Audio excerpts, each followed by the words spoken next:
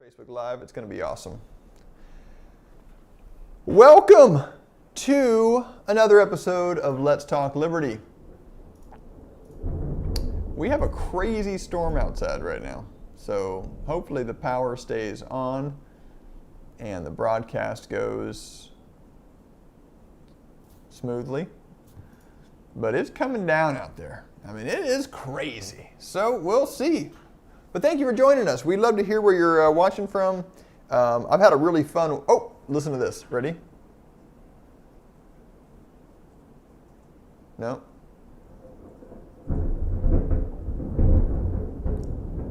Not as cool as I thought it would be. We've had a few that shake the house, like...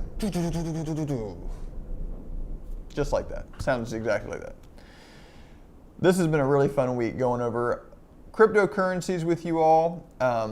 During this week, I realized how massive of a discussion this is and how little we actually covered. So hopefully it's been fun for you. But I don't think we've made a whole lot of progress.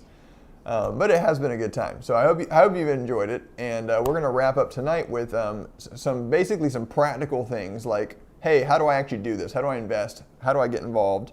And so you might already know a lot of this, and of course we have a lot of funny stuff in the beginning. I haven't seen any of the memes tonight. Most of them were sent from you all, and I'm seeing them for the first time, and from Sonia B. So my beautiful and aggressively attractive wife and production team. But tonight's going to be fun because it's just practical, right? We're going to get right into like, hey, what do I actually do? I know a lot of you have asked questions about just the basics, like how do I get started? What do I do? So we'll look at some of that, and then we'll look at some mindsets you can adopt, and then I'll give you some resources that'll help you if you want to learn more. And then we're gonna circle back to cryptos probably in a month or 2 months or relatively soon.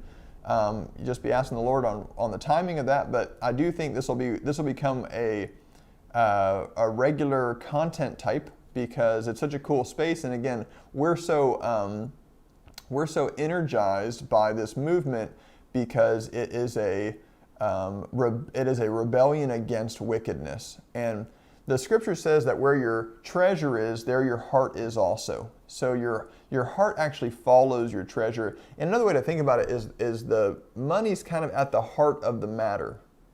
Now, some Christians like to think, money doesn't matter, and I know what they mean by that. And I don't, typically they mean good by that.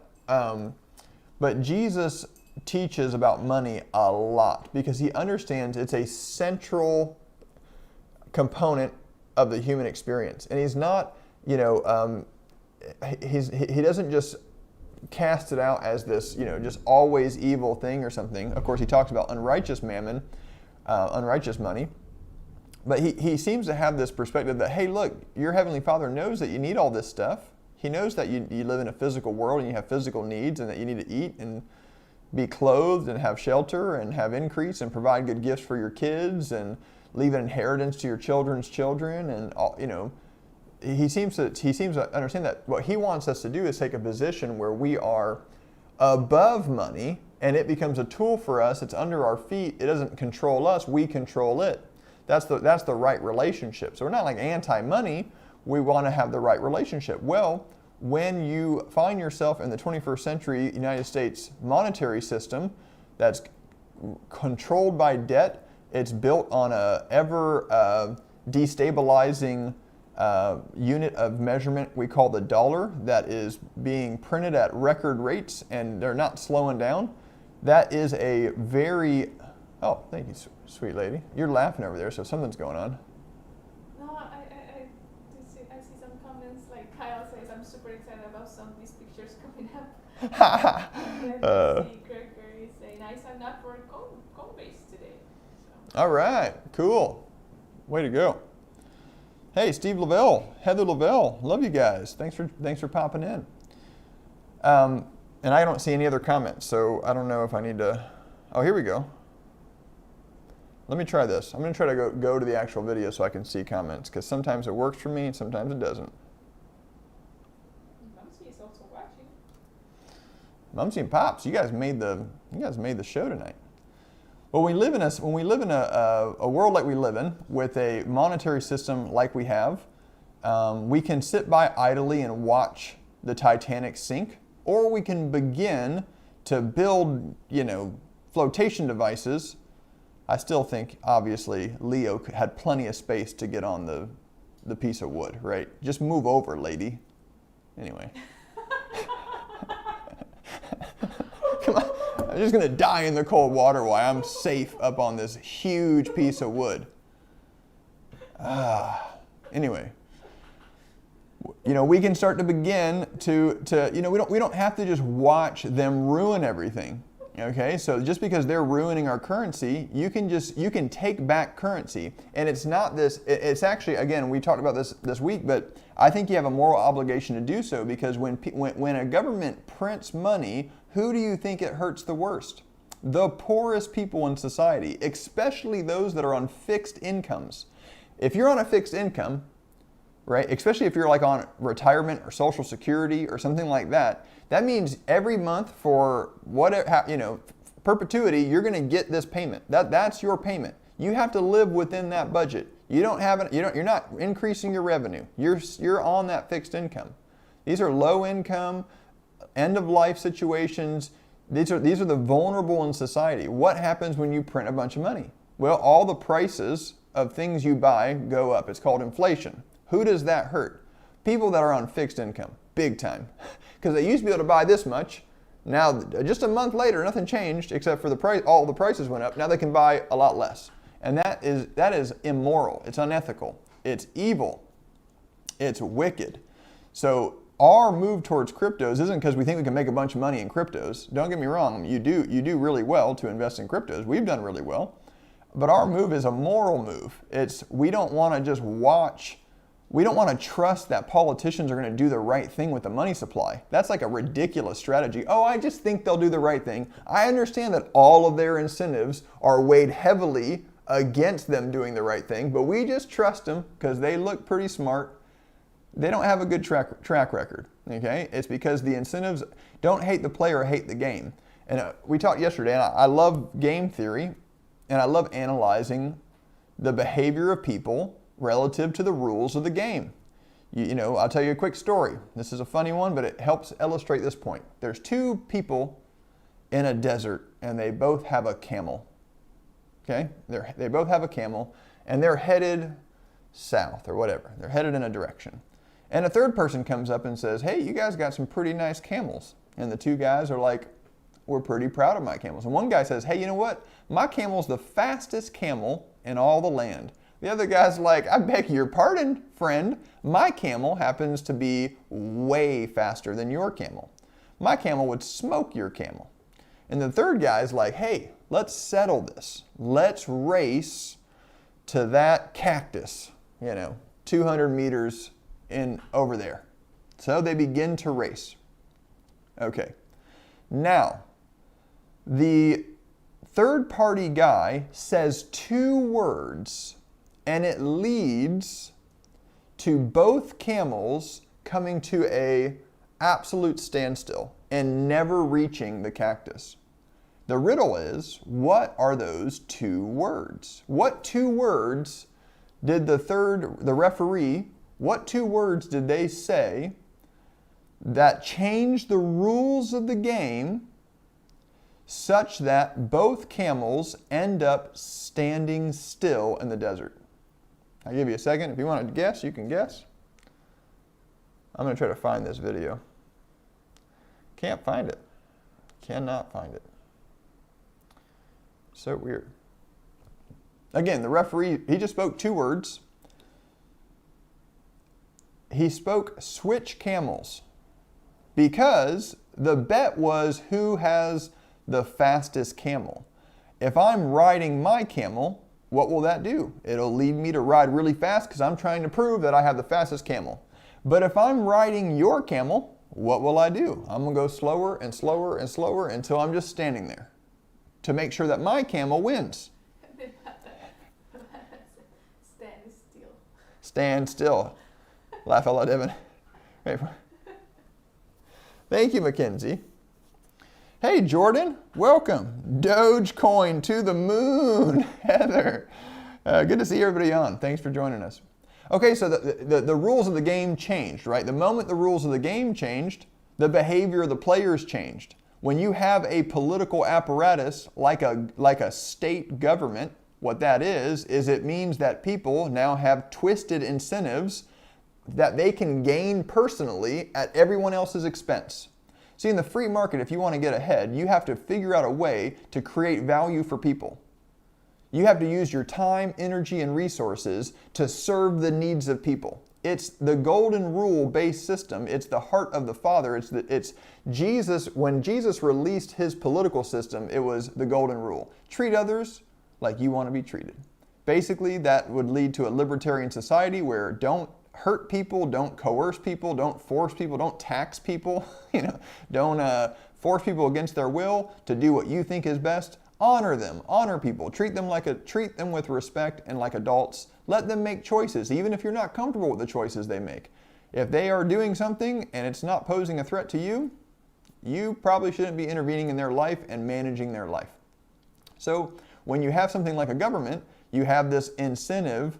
Now you have the parasitical type person who thrives off of extracting value from the productive class. And that game's just going to break every single time. The government's going to grow, and as we've seen, that's what happens. It grows, it grows, it grows, and pretty soon you have something like we have today, and 40% of all US dollars were printed this year, in the last 12 months. That's crazy. So we're not going to sit by and watch the Titanic sink. Instead, we're going to begin to abandon ship, okay, and abandon ship quickly. Now, you can go back to historic stores of value like gold and silver, and we think that's a good idea. Land is a great idea. Cryptocurrencies isn't the only way to abandon ship and to get out of the dollar. It's just one way, okay? But the reason, again, I'm kind of rehashing some stuff for those of you who are just joining. The reason we got involved in cryptocurrencies is because we believe the Bible. We believe that prophecy is 1/3 of the Bible. It's history written before it's happened. And it's spot on. We base our life. Jesus says, anyone who hears these words and builds their life on them, they're like a wise man who built their house on the rock. And when the storm came and when the winds came against that house, even though the storm was great, guess what? That house still stood. And so we've just built our life on the Bible. And the Bible describes the end of the world where buying and selling is happening through a digital currency. Okay, so it's not gold and silver at the end of the world, and that tells me cryptos are headed in the right direction. Now, I don't think that the mark of the beast is going to be Bitcoin because it's the people's currency. I think what will happen is you'll have a massive end time event that'll scare the living daylights out of people, and when people are scared, they give away all their freedom in exchange for security, and of course they get neither. That's the dramatic irony of the situation, and it happens over and over again. History repeats itself, so if you're a student of history, you know what I'm talking about. This is predictable, it's a pattern, it happens every time. Some charismatic politician rises up and says, you should be really scared of this, but I have the solution. I offer you safety. All you have to do is give away your freedom. And then people say, here's my freedom. I don't even want it. I don't even like freedom. Who wants freedom? Because that's what people are. The fear of death keeps people in bondage. This is why the gospel of Jesus Christ is so powerful, because it sets you free from the fear of death. You can't threaten a Christian with heaven. A Christian can't die. We're eternal. We can only fall asleep according to the Bible, which means we are fearless, which means we can't be controlled, which means if you're a dictatorship and you come into an area where there's a church, you have to get rid of the church. Because you have to infiltrate the church, you have to remove its power. You definitely have to stop the preaching of the gospel of Jesus Christ, because it will set people free, and free people don't ask other people for their freedom. Free people are free. We don't, oh please Mr. Politician, can I please not wear a mask? My family just doesn't wear masks. We never have, we never will. We never participated in the lockdown. Never have, never will. It's not a prideful thing. We are not going to let wickedness take over the nation. We're going to stand for what's right and what's good, and we fear God. If you fear God, you can't fear man. If God is for us, who can be against us? Don't fear the person who can only harm the body, but they can't touch the soul. Fear the person that can harm the body and afterwards throw the soul into hell. Well, we fear God, which means, Nebuchadnezzar, you can throw me in the fiery pit, and God will deliver me. And even if he doesn't, I will never bow to you. And so all the Christians who think it's right to submit to wickedness, you don't know the Bible. I'm just going to be blunt. You have not read the stories and the heroes of the faith, because they all stood against the wicked government and paid the ultimate price. That's the pattern throughout Scripture. So if you want to be a man or woman of God, you'll stop living in the fear of man. Oh, what's Nero going to do to me? And you'll start living in the boldness and faith of God. You can't touch me. I'm eternal. I'm from a different kingdom. You can take my body. I'll get it right back in heaven. Absent from the body, present with the Lord. Again, you can't threaten a Christian with heaven. It's not, you're not going to win. Even Jesus going to the cross, he says, no man takes my life. I lay it down. Jesus conquered death. Oh, death, where is your sting? So, not sure how I got on that tangent, but that's a good one. We got some comments. If you want to go ahead and grab your bubblies, I'm going grapefruit bubbly. Oh, sweet glory.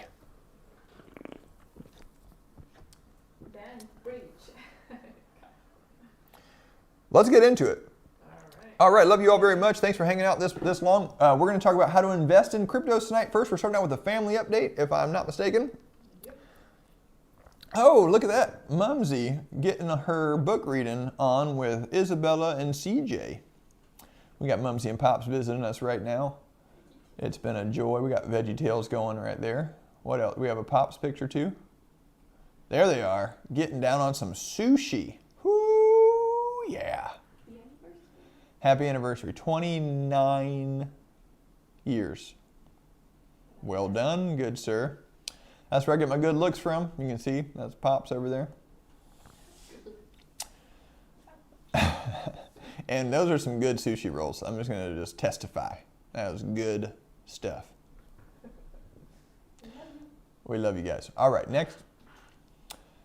The return to high school in Central Washington State, band practice. And a lot of people think we're the crazy conspiracy theorists, by the way. That's our nation right now. So, normal does not, totally normal. What does it say? Oh, I have to go look at this one. Hold on, let me read this one. It looks funny, but I don't want to see all the other. See, I'm surprised by all these right now. So, listen and understand that thing is out there. It can't be reasoned with. It can't be bargained with. It doesn't feel pity or remorse or fear. And it absolutely will not stop ever until you are dead. It's the IRS. Terminator. That's a one. Was that Greg? That's a wonderful meme. See, I'm starting to know even the meme styles. I know where they originate from. That's skill.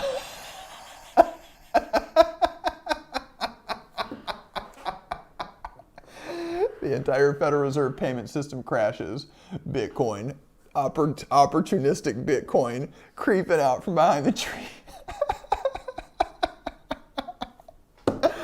Oh, that's great.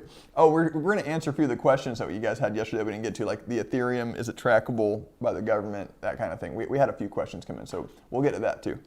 Chuck Norris beat Halo 1, 2, and 3 on Legendary with a broken Guitar Hero controller.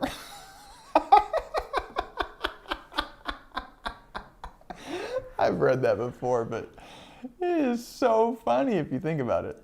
It's very funny. Okay, follow me. Okay. 1, 2. Oh no. Oh no, no. Oh no. Oh, the government can. Tim Hawkins. Gosh. Nope. Hey. Hi. Ooh, never mind. Okay. See you later. Just let it play through a couple times. Hi. How are you? Hello. Oh, that was weird. I'm out of here.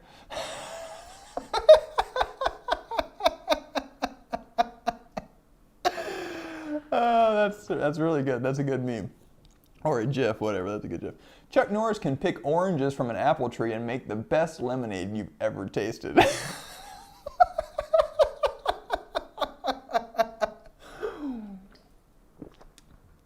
Laughter is the language of heaven. It's good for the soul.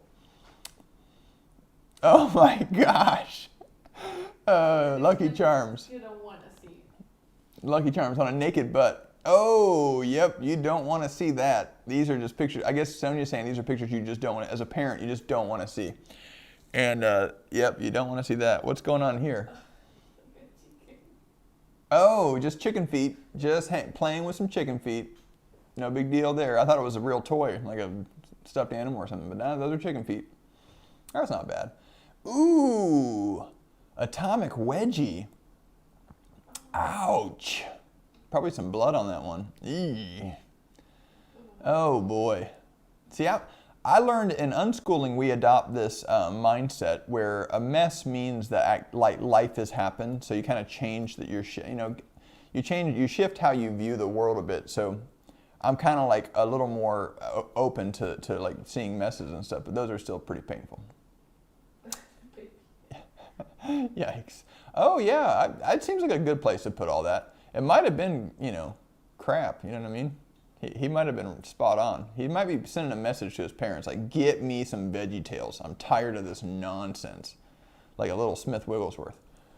The people on the right side of history are usually fighting for freedom and liberty, not censorship and re-education camps, just FYI. If you find yourself wanting to enslave people and silence them, you're probably going to be on the wrong side of history, just as a general rule. We might be wrong, but my money says you're probably not going to be remembered in a positive light. Just a guess. Next. The world will not be destroyed by those who do evil, but by those who watch them without doing anything. And that's why on Let's Talk Liberty, we've decided we're going to consistently, aggressively speak truth into the darkness. So hopefully you'll join us. It starts conversation by when I was exposed to liberty, guys, I was a liberal Obama. I was campaigning for Obama on a corner in college, okay? And I knew that government was the solution to everything. But the ideas of liberty began to be presented to my soul. And it wasn't like I immediately was like, oh yeah, I'm going to change everything I believe in. Nope. It was a process. And I describe it as I kept getting my butt kicked because basically libertarians were asking questions that I had never thought of. Like, why do you just assume that politicians have better, intentions or capabilities or whatever? Why do you just assume that they'll solve the problem? I never thought of that. I just thought that if you said we should solve this problem, then it would somehow be solved. If you said, oh, there's a homelessness problem, let's write a law that does something that anti-homelessness, the Equality Act. We got going. Just write a law that'll just make the thing happen. But like my lightning fast mind never actually thought, how does that work? Like what happens when that happens? You create a committee, and then what incentives do they have to solve the problem? What ability do they have to solve the problem? A lot of times we think about, sorry, a little tangent here, but this is a good one. Somebody will say like, if you like have a government job, and I'm not picking on you, most people that worked in the government did so because their jobs were hijacked by the government in the first place. Educators, military men, they're natural defenders. They're called legitimately to protect people. Well, the government stole all those jobs, and they don't have a whole lot of choice where to go. But if you're inside of a public system and the revenue that's coming in is coming through taxation, there's no actual way to say whether or not a job is being done well. Compared to what? How do you know? There's no law system. People don't get fired. They get moved around. There's no price system in that environment. So there's actually no way to rationally allocate resources without a price system. So anyway, small tangent, but we're just going to keep speaking truth. You should not build a society on the initiation of force. Taxation's theft. I had a good one this morning. Oh gosh, what was it? Jesus says it like this. when, I don't want to misquote him, but you'll remember this story. Don't give to those who can pay you back. Even the tax collector does that. So what is Jesus saying? Look at the tax collector, a noble specimen within society that we can learn from. No, he's saying he's the bottom of the barrel. The tax collector is the bottom of the barrel. Even the tax collector does that. Anyway, next. Sorry. The 5 most common reasons I heard why people are taking the vaccine is I want a holiday, I work in care, I want to go to the pub to end the lockdown, to see my loved ones. None of them are remotely related to health. I don't know if you guys are noticing that, but I'm noticing the same thing. I saw this posted, but it's just that's also my observation. Interesting. Paid to stay home. Coronavirus aid bill pays federal employees with kids out of school up to $21,000. Did they pay you to stay at home or just themselves? That's a great question. Why not, why is the parasitical class spending our money to pay themselves during the lockdowns? That's a shocker. Never would have saw that coming. Who will watch the watchers? Next. The secret to happiness is freedom, and the secret to freedom is courage. Some guys that I can't pronounce his name, probably an ancient Greek philosopher, judging by the statue. Inflation-adjusted K-12 education spending per student in the U.S. So this is like people think, oh, well, there's public school is free. No, it's not. Oh, well, like the post office is free. No, it's not. If you actually knew the cost behind this, it would make you sick. It would make you go crazy. This is inflation adjusted. In 2017, per student, they're estimating, and I've seen actually studies that are even higher than this, but this was recent, so I posted it. $15,000 per student in the U.S. Now, I worked at one of the best private schools in the nation in Boston, okay? And the cost per student, I want to say, was $9,000 per year, $12,000 by the end of my time there with price increases. And we're talking quality education with like small classrooms, heavy involvement. These kids were going to they're going on to the best high schools and best colleges in the nation. And yeah, so, there you go. This idea that like public education is free, no, it's crazy expensive, but since the customer isn't paying for it directly, we always talk about the 4 ways to spend money, right? You spend your money on yourself. Economically, it's the best way to spend money. I'm not saying spiritually or anything like that. Just hear me out. When you spend your money on yourself, you care about the value because you're consuming it, and you care about the cost because it's your money. So you'll be careful with the money. You'll be wise. You'll care about it. Not careful like worried or anxious, but you'll care about it, okay? Second way to spend money. I spend my money on somebody else. I'm going to buy Sonia a gift. Now, it's my money. Again, I'm talking economics here. Just leave the spiritual analysis out for just a second. I'm spending my money, which means I'm going to, again, steward it well. I'm not just going to blow it, right? But I don't care quite as much about the value because she's the one consuming it. Now, I do care because I want to love her and get her something she's going to love, so it's still a pretty good way to spend money. That's a gift for somebody else. Third way to spend money. I'm going to spend somebody else's money on myself. The boss gives me the company credit card and says, tonight you can spend $100 at dinner. Will you spend $50? No, you'll probably spend $100. Why? Because you don't care about the cost. It's somebody else's money, in a sense. Again, you can always like pick apart this analysis and, well, I really like my boss. No, again, just imagine you don't know the person at all. And imagine the government said you can have a stimulus check. Would you rather have a bigger one or a smaller one? You're going to choose the bigger one every time. Again, somebody else's money. That's how we typically act as humans. But since you're spending on yourself, you'll still take time to read the menu and be like, you know what? I do want this, I don't want that. You'll still care about the value. Now, the fourth way to spend money, spend somebody else's money on somebody else. Economically, this is insane. And this is like 90+% of all government spending.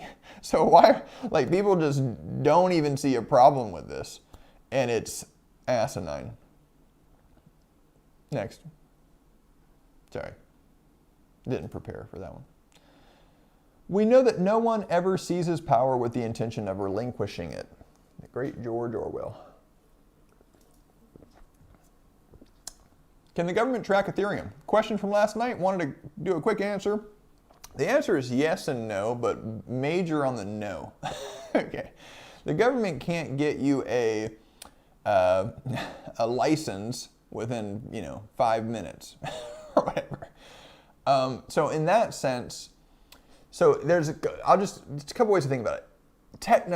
The technology, it's called pseudo-anonymous, which means there's a degree of anonymity, but there's also, if a private eye was really trying to get to the bottom of who's spending and tracking IP addresses and movement and all this, again, I don't know all the technical side, but yes, it is possible, but very time-consuming and difficult to track, okay?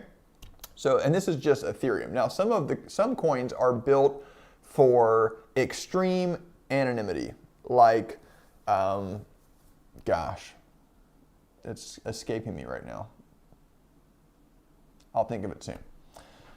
But you do have some coins that are just like, that's their sole purpose, is like, no one can track this, okay? But then coins like Bitcoin and Ethereum, no, they're not they don't heavily lean towards that, but they are pretty anonymous, and it would take a lot of work to track it.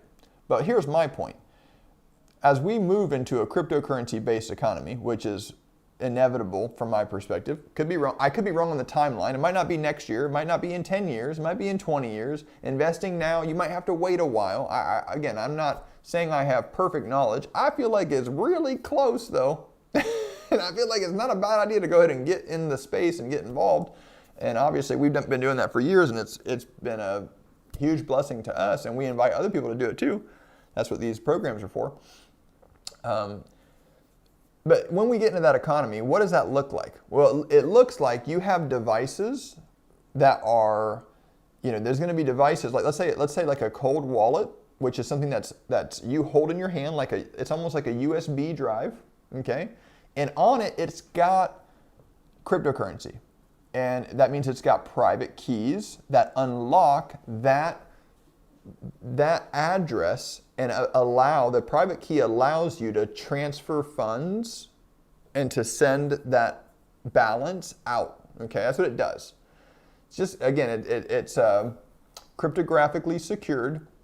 The transactions are, and if you lose those private keys, you've lost your balance. No one else has them, and to guess it is like nearing impossible, right? So, if in a sense, sorry, I thought you had something for me. No, I have a question here. It says, is cryptocurrency the sales of our personal data? Oh, great question, Steve Lavelle. I will answer that.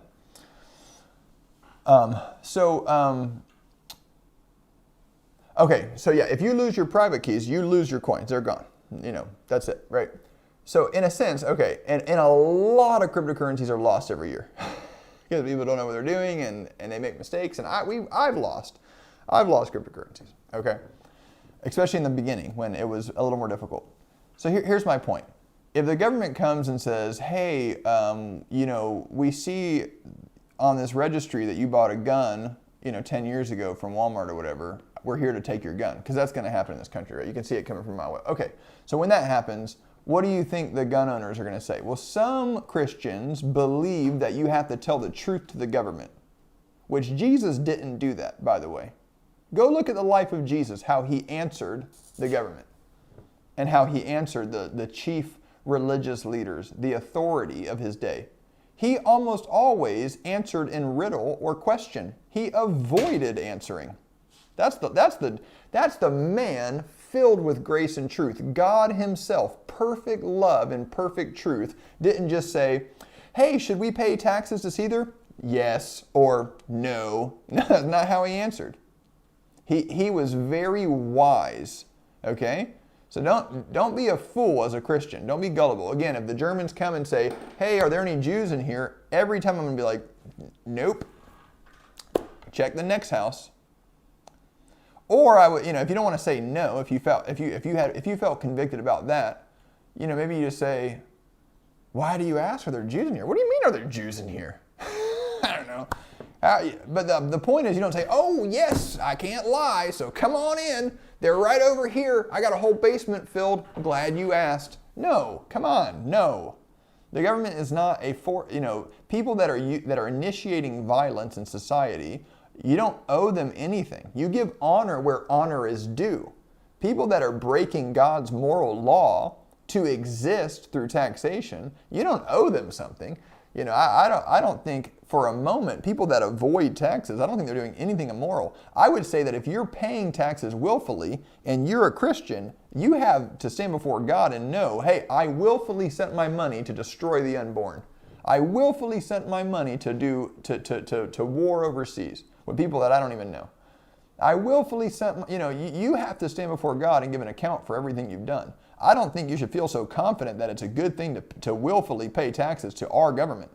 That seems like you're standing in really dicey waters. I would say, if anything, the Christian has a moral obligation to resist the wickedness in government. Anyway, okay, so when somebody comes, say again?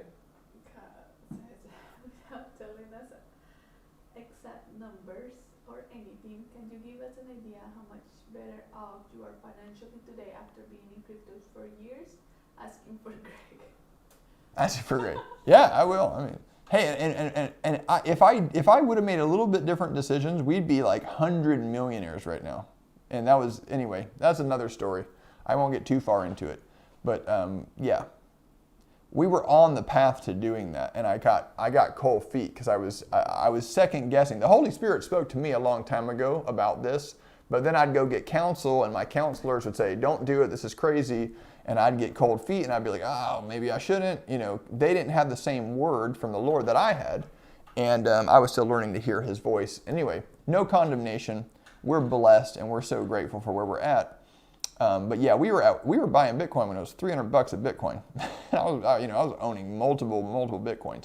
But then I would typically sell when it was like $1,000 a Bitcoin, which was still really good returns. But if I'd have just held on, I'd be doing great. But I'll just say this: we are buying a property right now, and almost all of it came from the profits of cryptocurrencies. Buying it in cash, or not cash. We're using U.S. dollars. But we're not leveraging debt to do it. So we've been very blessed with cryptos. And I made a bunch of big mistakes along the way. But anyway. Did you answer Lavelle?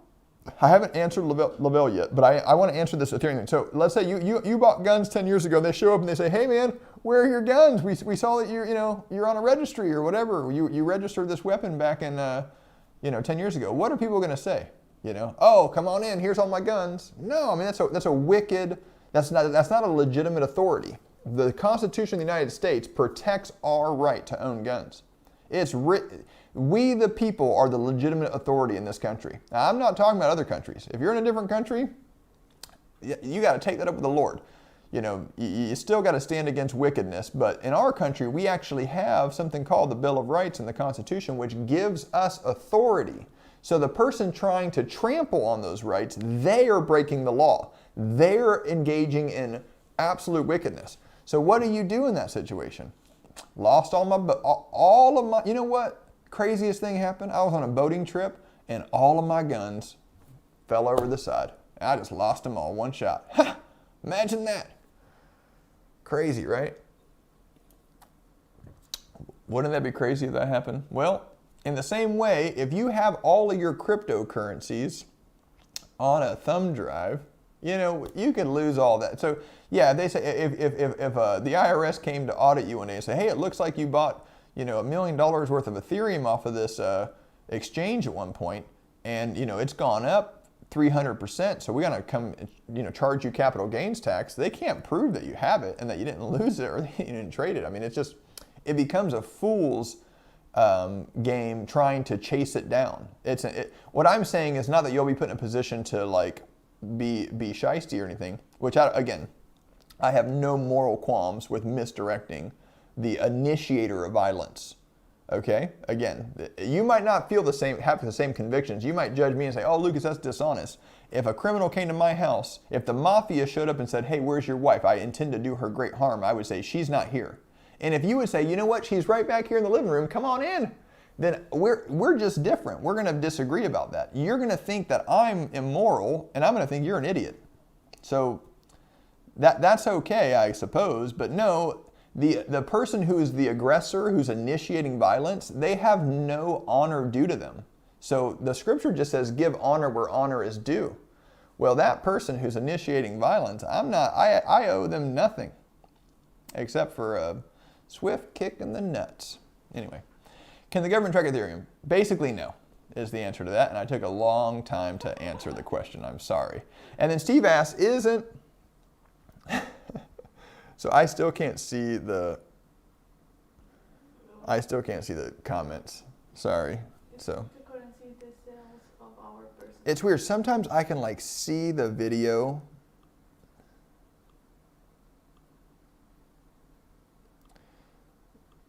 Let me just do this. Hold on. I still can't see the comment. Okay, there we go. Sorry. There we go. I got it back. I know how to do it now. Okay, I'm going through these comments real quick. So, Steve asked about cryptocurrency is...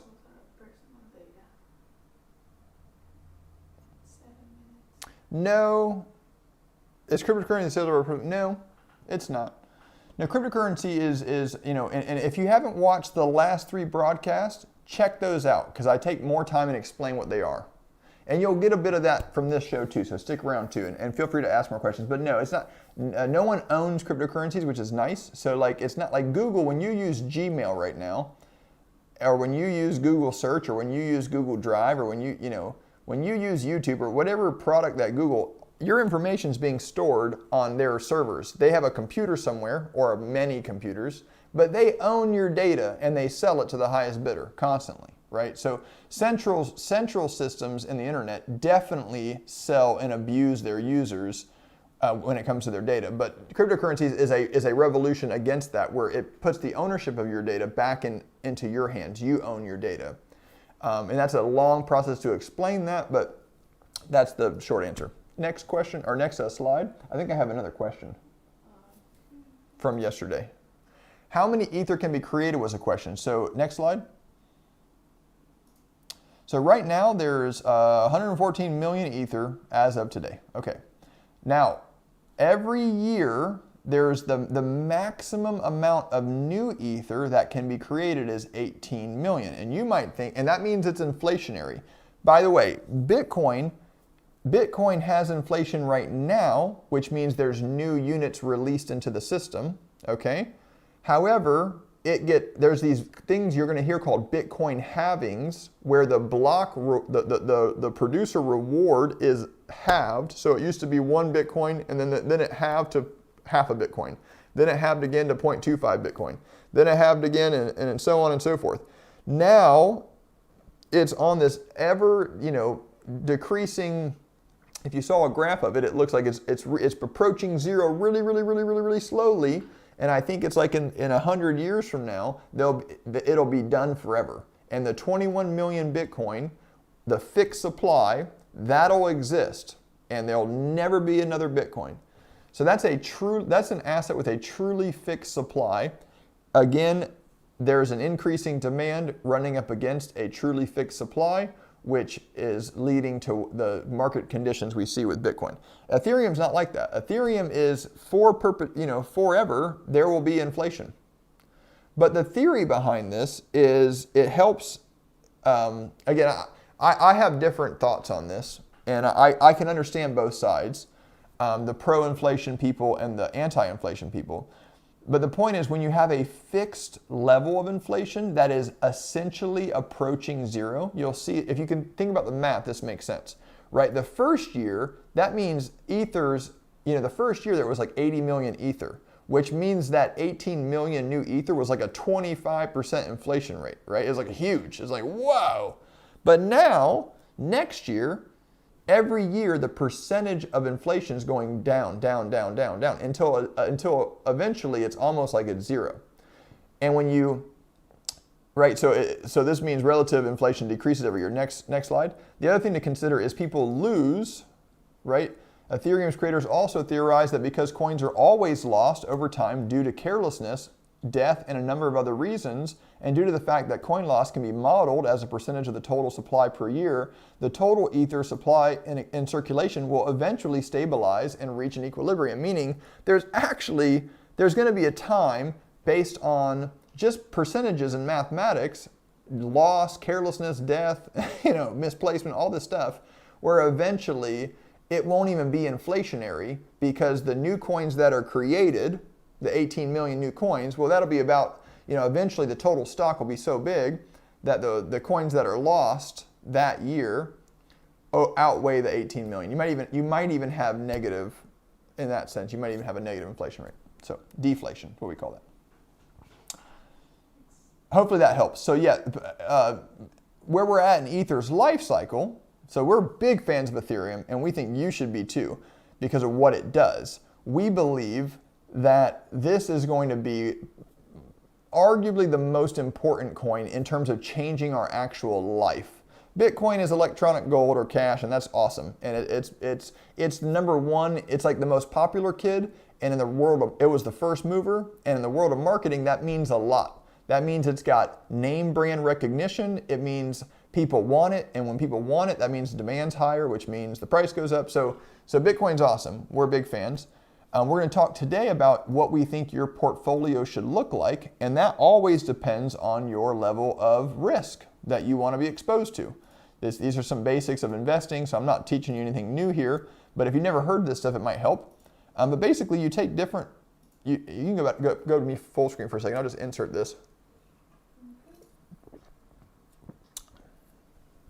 In fact, are we back at the home screen? Yeah. Okay, you can go back to the home screen. Sorry. So I want to start out with just some basics of investing. Not investing in cryptos, of just investing. When you're 20 years old, you are beginning, again, this is I'm going to speak casually here. I'm not trying to make hard, fast rules, so I think you'll get the heart of this. When you're early in your economic life, you can take a lot more risk, right? Theoretically, you are about to begin this ever increasing productivity that should relate to higher earnings. And again, this is just some basic economic theory. You don't have to embrace this if you're at a spiritual level where you're like, that doesn't apply to me. That's fine. But the general principle is hey, when you're younger, you can take some more risk because you're starting out your earnings career, and if you lose it all, you can replace it quickly. That's the idea, right? But when you're towards like retirement or like end of life, you should probably take less risk because your earnings per year aren't very high at that point. I'm not trying to speak that over you or anything, but this is the traditional way investment 101 taught traditionally, okay? Now, in Jesus' name, you're going to prosper no matter what you do. Everything you touch will prosper, and the Lord will provide for you. So there's a spiritual side to this where it's hard for me not to insert that. The Lord is my shepherd, therefore I lack nothing, right? He's going to provide for you. So never enter into worry or anything like that. But if I were, giving you just kind of investment advice, I would say that it is good to diversify your risk and to have a portfolio that has, different instruments in it. So don't put all your eggs in the crypto basket. Okay, that's fine. So you can start there. So be thinking about land. In fact, on this show, we're going to help you buy land. If you do want land, even if you don't want to live on the land, but you just want to own some land, we're going to be doing the work to be getting acreage for under $10,000, under $20,000, to where anybody can work just a little bit of time and then actually buy and own land. We think it's a good idea. Part of your investment portfolio should include land, okay? So that'll be a part of Let's Talk Liberty. We'll have more to discuss on that, but we're doing the work right now, and that's kind of, I'm letting a little bit of the cat out of the bag. That's kind of what we've been working on, and more coming soon on that. So land is part of a healthy portfolio.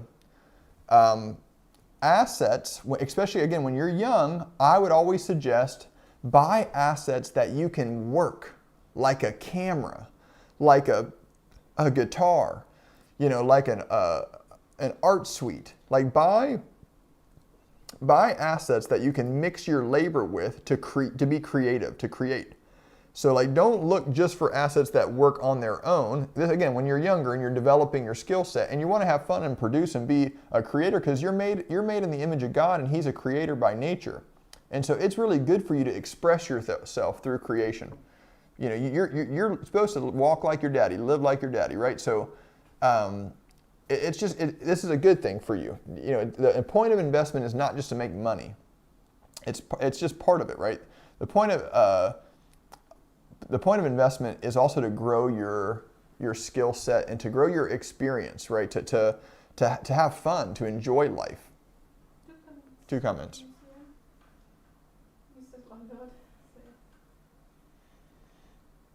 Oh, Mrs. Lalone. Mrs. Lalone, you're just getting started. You are one of the youngest people I've ever met. And you know what I'm talking about. Forever young. Forever young.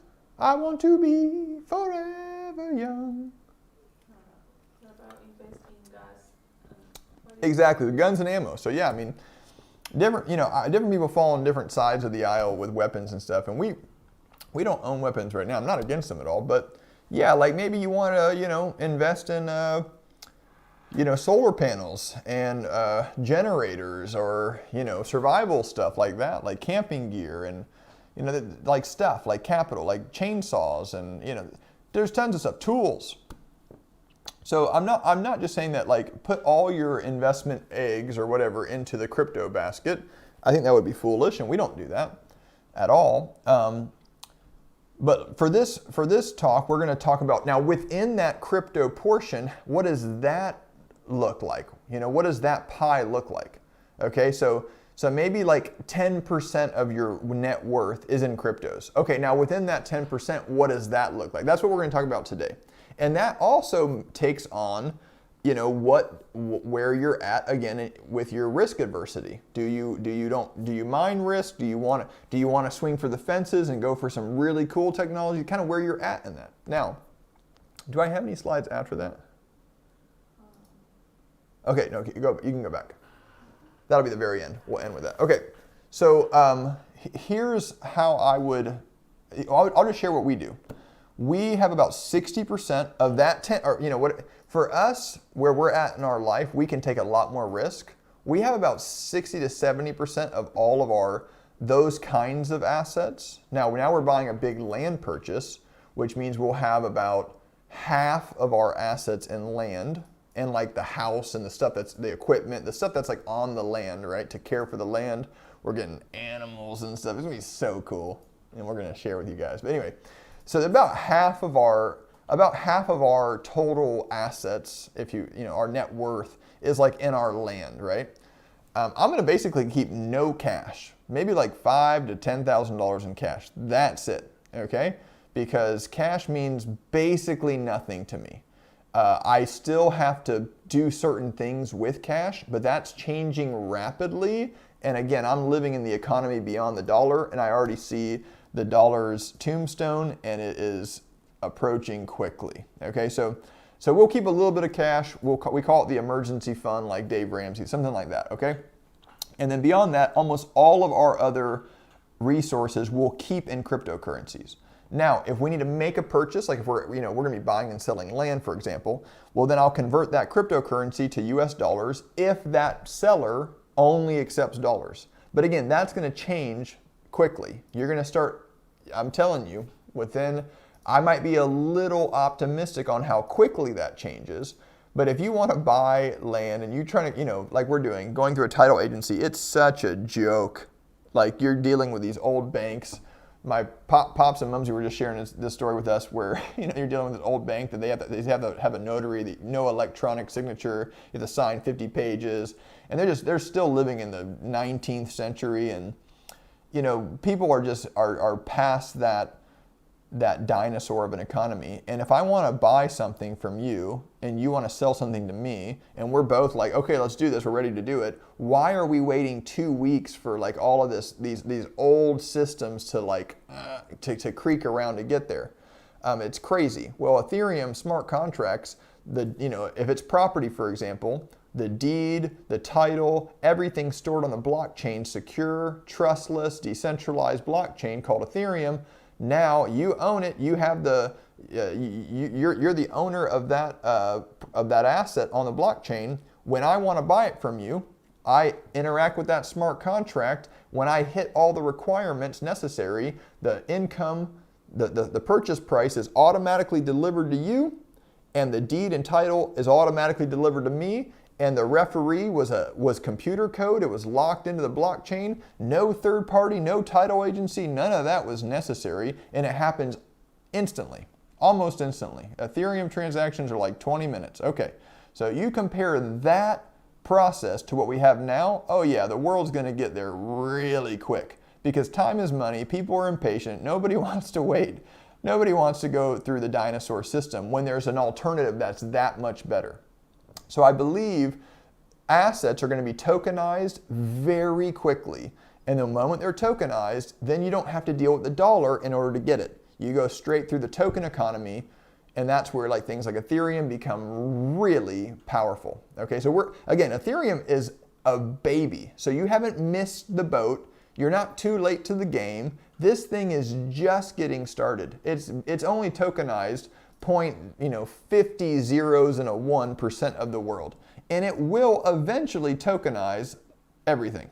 Okay, so because of efficiency in markets and convenience alone, there are massive pressure incentives to adopt this technology. It solves security issues, it solves efficiency, again, it lowers the cost of transaction, the time cost, as well as the monetary cost. It's better than the old thing by such a large degree that this is why investors are flooding into the space, because they can see that. And anytime, first you complain about a system, and then you can point out all the flaws, then somebody just builds something that's so much better, and eventually everybody just evolves out of that. They're like, oh yeah, why are we doing that? Let's just move to this. It's so much better. That's what's happening with Ethereum.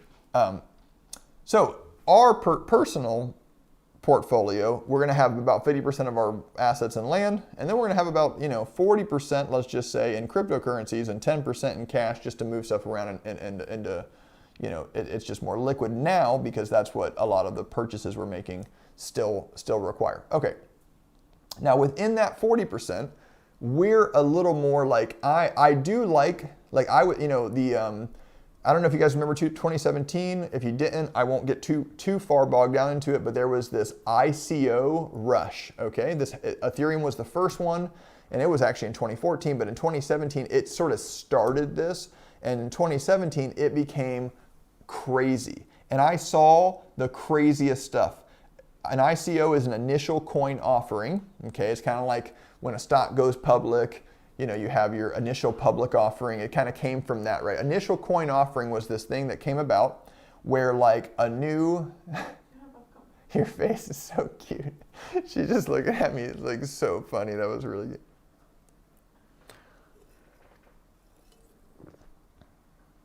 That's right, just like a Chuck E. Cheese with tokens. You got it, Kyle. The Chuck E. Cheese token becomes more valuable. It is actually a good analogy, okay?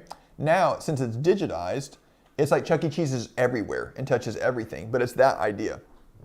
It's in terms of the concept, you're actually spot on. You got it. My last comment doesn't do justice to how well. No, it actually helps. It actually helps.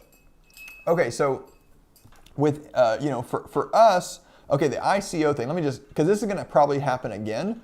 Again, the SEC came hardcore at the ICO thing because people were becoming billionaires overnight.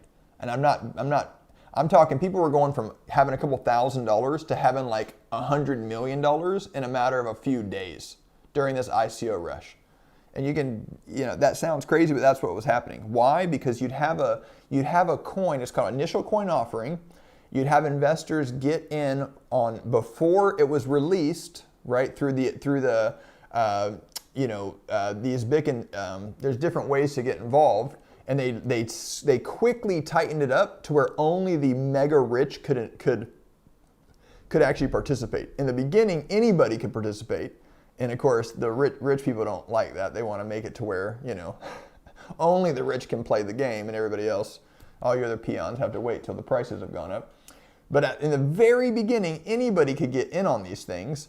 And so we got in on a bunch. I mean, I had some that went from 10 cents and then the initial coin offering, and then it was at $6. And I only had like $50 in it. So, but it's still, think about that return. If I had to put $50,000, that's like several $1 million on the back end of that investment. So, and so this was happening all over the place, and there was this rush, this ICO rush that was fueling the bubble of 2017 that popped. Okay.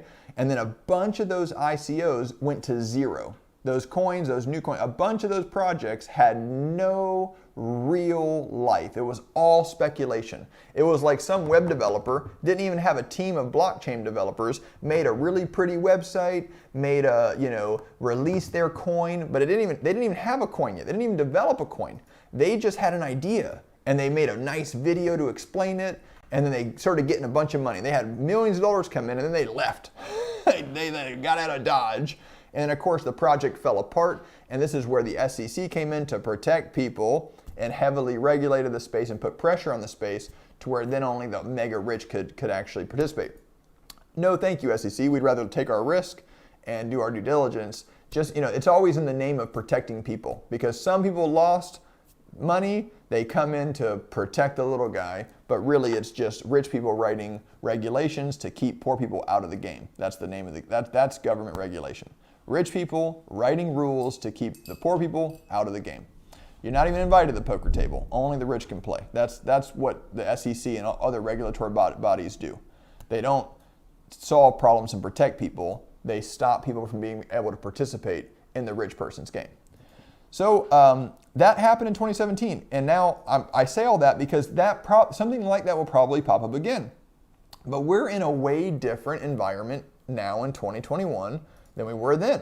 Now we have a lot more history, we have a lot more development, and the top 500 coins have passed several market tests to get to where they're at. Development teams, actual products, actual good publicity and marketing and relationships, working, contracts with real companies that are wanting to invest. So it's a much more mature market now. And I'm not saying you can just go and invest in all the top 500, although it's not a bad idea. And again, because some of those, their market cap is still so small, if they do figure out how to crack in and they land and they deliver on their value proposition, they're going to times themselves by like 10,000 this year. And that's going to happen with several of these smaller coins. So the way we're kind of going to do it, I'll share what we're going to do, and you guys can follow along. And if you want to become a Patreon supporter, for Patreon supporters, we will probably actually release screenshots of like our portfolio over time. So you can see exactly our positions and our coins and everything. And that would be just a cool way to say thank you to Patreon supporters.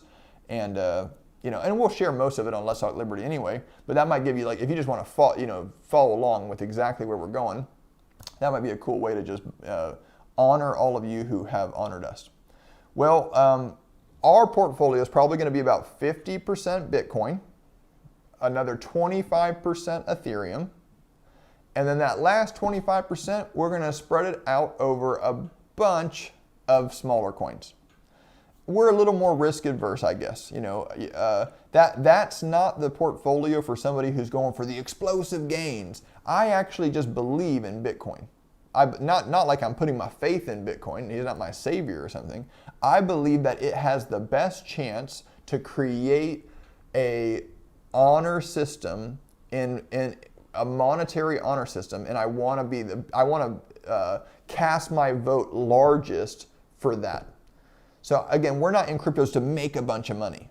Now that's a byproduct of being in cryptos, and we are more investors. But I also I can't invest in something that I don't believe is going to change the world in a good way. And Bitcoin, I think, it's the winning horse right now. It's the farthest out. It has the best marketing, the best name recognition. Its technology isn't the best compared to some of the other cryptos, but that doesn't matter to me. I love that it has fixed supply, and I love that there are layer 2 solutions like the Lightning Network that are going to actually make it a viable payment option for little purchases as well as big purchases. So I love Bitcoin, and I think it's going to be awesome. So we're going to probably be around 50% in Bitcoin. Again, 20 to 25% in Ethereum, and then we'll have throw out a bunch of seed on, again, not just randomly, but on things that we think are really cool. A lot of decentralized finance, because I love what it's doing. It's shaking up the banking industry. It's going to totally disrupt the financial realm, and I love that, because the financial realm, again, we need a table flipping Jesus to come in and just be like, money changers, out of here, get out. You're hurting the poor, you're oppressing people, you're taking from the widows and the orphans, and it's over. We need to say, we don't just watch the Titanic sink and say, it'd be good if somebody did something about that. No, do something about it. Do something about it. Put your resources and your time and your words and your energy and your heart, put it into a solution. Don't be a spectator. Be a solution. And if you see somebody else being a solution, support the person. And that's why I say we have a moral obligation in this space. It's not just a way to make money. It's a way to stop the bankers from harming people. And they do harm people. They use debt and they use inflation to rob from the poor to enrich the rich. And it's disgusting, and we shouldn't sit by and watch it. We should do something about it. We should take their power away, and this is what we're doing. So, okay, 10:06, time to get going. Just wanted to invest in that. Now, real practical takeaways, go to the next slide for me. If you're just like, well, how do I do it? Go to Coinbase. It's really user-friendly, and this is what Coinbase looks like. If you want to get to Coinbase and help us out, you can go to letstalklibertytoday.com, and there's a buy Bitcoin button, and it will link you right to Coinbase. And from there, that's called our referral link. And if you use that, then you'll get $10 of free Bitcoin, and I'll get $10 of free Bitcoin, which helps the show. That's pretty cool. So use our link, but that's what Coinbase looks like. You can use it on your phone. You can download the app right on your phone. And I would just say start there and then go step by step. Don't feel like you have to have all of this figured out. Just buy some cryptocurrency, own some cryptocurrency, because where your treasure is, there your heart is. If you begin to sow into the kingdom, you'll be more interested in the kingdom. If you begin to sponsor an orphan, your heart will begin to care about the orphan. It's how it works. When your treasure goes somewhere, your heart follows it. And so if you want to be involved in something, put your money there. If you want to love people, put your money in people. If you want to love the orphan and the widow, put your money in the orphan and the widow. So if you want to learn more about cryptocurrencies and get involved in this space, begin to put your resources there. Your heart's going to follow it, and it's going to open up your learning, your education, and all of that side of it. Next slide. If you want to learn more, this is Blockfolio. It's a free app on your phone, and there's a little button on one of the tabs that says News. And don't spend all your time watching the markets, because there's so much FUD out there, which is just fear and uncertainty, right? And just bad news, basically, trying to manipulate the market. Don't get caught in the media game, which is predictable. There's a pattern. They do it all the time. The whales, the big guys, they sell. Then they release 8 or 9 bad stories about Bitcoin, which the bad news always exists. It wasn't news. It was just they released information all at the same time to drive the price lower, and then they bought back up. Okay? They do this all the time. That's what makes the markets more volatile. But they, on that 10% fluctuation, they're making 20%. If you think about it, they sold at the top and they bought at that bottom because they're controlling the media, right? So then they release the positive news stories when they're ready to buy back in. So since they're controlling the media, I'm saying don't be anxious for anything. Don't be stressed about it. But if you do want to just kind of learn what's happening in the space, you have to use wisdom, but a lot of these news articles are actually really good. They're just like, hey, this project's happening, and this is the problem it aims to solve, and these are the people that are doing it. And you can learn a lot just by, perusing in your, bathroom time. Just, substitute some of your scrolling on Facebook time with learning about this if you want to. Yeah, Gregory bought Coinbase today. Took 5 minutes, he says. So it's very easy. Anybody can do it. So don't be intimidated by it, and just get some in there. And don't watch it all the time. Don't feel like you gotta be a day trader with all your graphs open and stuff. No. Again, take the long-term approach. If it crashes all tomorrow and you put a big amount of money in, don't panic. Just wait. Just wait. Sonia bought $100 of Ethereum. It crashed to $5. Is that right? $10. Because she bought it at the height of the peak in 2017. It crashed to $10. And what did I tell her? Just keep it in. And I said, buy more. Buy more. And she didn't buy more. She didn't listen to me. That's okay. But now it's back up to almost $200. So it didn't take her long to get everything back. But the key is when everybody's fear selling and panic selling, you buy more. Don't let fear manipulate you. Use wisdom. And then the next slide. Another research engine is CoinMarketCap. This is where you can go to just kind of see, again, if you click on any of these coins, there's going to be news at the top, of course, but if you click on any of these coins, it's going to tell you about the coin, a little summary, what it does, what problems it aims to solve, what sector it's in, who's behind it. You can click on the coin's website and how pretty is their website. It matters, the amount of professionalism that they can that they have at their website. It actually tells a story about their team and their ability to actually deliver. So you might not know blockchain technology, but you can know if somebody's got a really cool website that is functional and is beautiful, and that does matter. When you're investing in a project, you want them to deliver well on every front. How is their branding? How is their, are their advisors and are their technicians notable?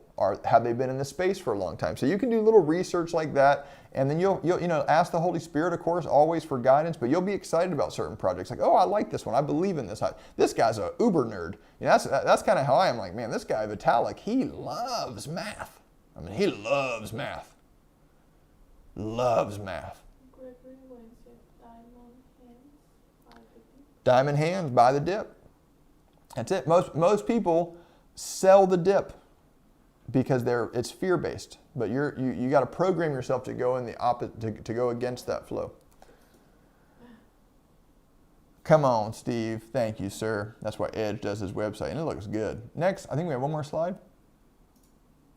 And then this guy, I like this guy. You got to find the right voices, but he's relatively positive. He's not Christian, but he's relatively positive. He's got he's got a very kingdom mindset, even though I don't think he's born again or anything. But I don't go to him for my spiritual food. I go to him because he's happy about life and he knows a lot about cryptocurrencies. And he releases a video every day, and it's just a 10-minute video, and sometimes I don't watch them all, but it keeps me sort of in tune. He's doing a lot of the research for me, right? So, how do I sign up so we both get free Bitcoin again? Is there a link? You know what? Can you go to pull up Let's Talk Liberty live on the site? That's a great question,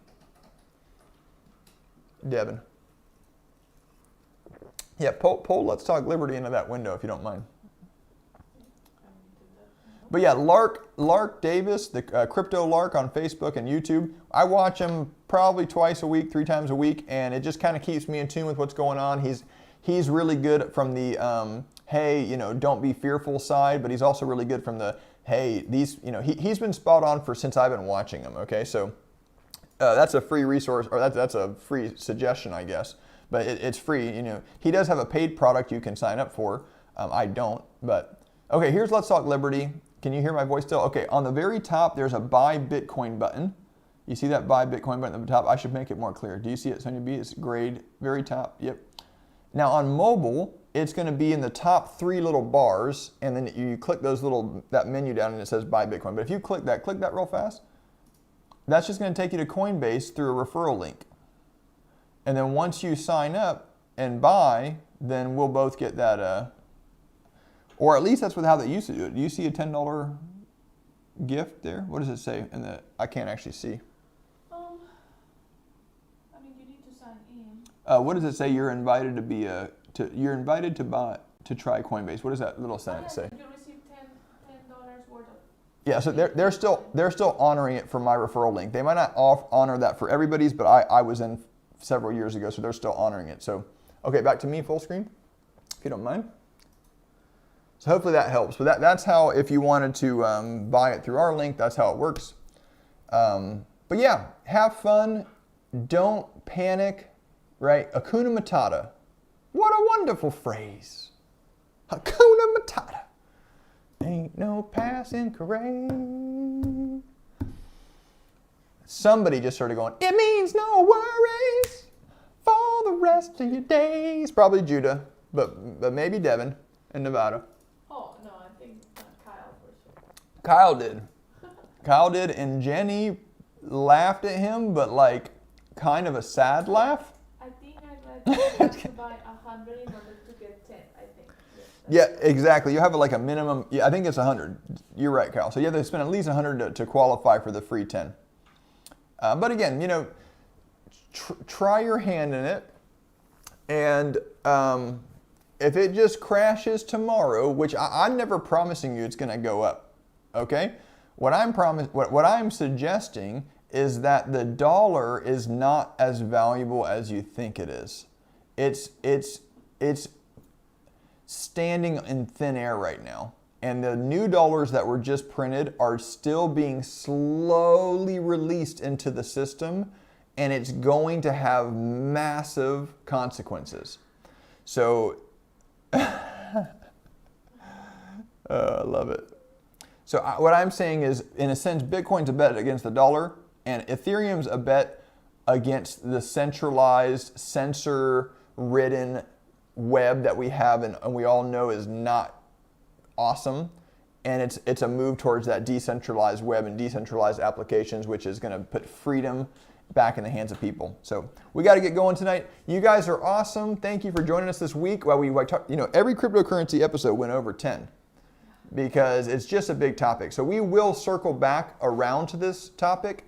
Please send your questions, and that'll help fuel the future episodes for this, and continue to send us memes, guys. Thank you so much. It really helps because I'm not seeing them before the show, so I think it makes it more interesting. You can still use our Gmail because Sonia said she refuses to put the Proton Mail up there, and she doesn't really even like the show. And anyway, we're talking about that. It's a point of contention in our marriage right now, but just kidding. She'll get around to it. We're going to do a Proton Mail eventually, but for now you can send it to Gmail. We'll get both. And if you want to sow a seed into Let's Talk Liberty, you certainly can.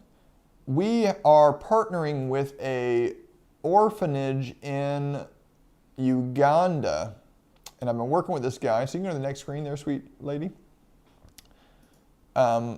I'm working with a gentleman. I'm going to release some of his stuff on the show so you guys can learn more about it. But it's just a great thing, getting orphans fed and sharing Jesus with them. So it's wonderful. And he does really good gospel music, like this African awesome music that I wish I knew what he was saying, but it sounds so good. And when he says Jesus, I know what he's saying. So anyway, really cool guy. I've been working with him, and I love his heart. I love who he is.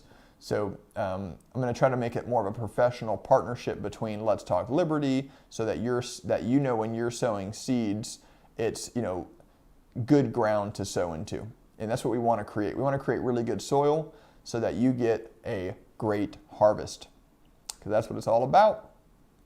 You're bringing one thing to heaven, and it's not your money. It's people.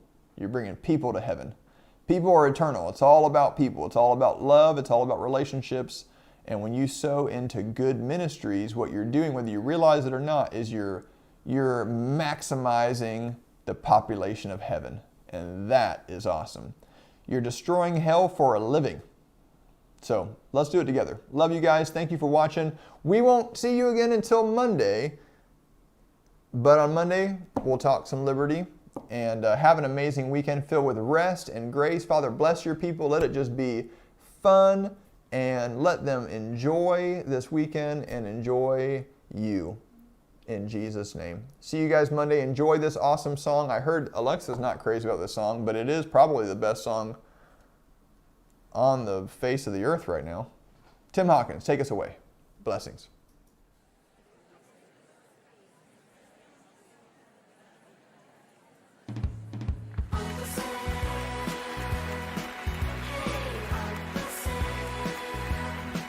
Hey everybody, gather round. I'm here to give you anything you like. You want free college, energy, mortgages, whatever you like. You have come to the right place. Why? I'll tell you why. Who can take your money? Who can take your money? With a twinkle in their eye. A twinkle in their eye. Take it all away and give it to some other guy. The government. The government. The government can. The government can. And who can tax the sunrise? Who can tax the sunrise? Who can tax the trees? Who can tax the trees? Let you run a business and collect up all the fees. The government. The government. Oh, the government can. The government can. And the government can, 'cause they mix it up with lies and make it all taste good. Make it all taste good. The government takes everything we make to pay for all of their solutions. Healthcare, climate change, pollution. Throw away the Constitution. And who can give a bailout? Who can give a bailout? Tell us to behave. Tell us to behave. And make the founding fathers roll over in their grave. The government. The government. Oh, the government can. The government can. And the government can, 'cause they mix it up with lies and make it all taste good. Make it all taste good. The government takes everything we make. They're power hungry and malicious. Their economics are fictitious. Soon we'll have to eat our dishes. Delicious. Oh, who can be a failure Who can be a failure? in so many ways? In so many ways. And instead of getting fired, hey, we'll give ourselves a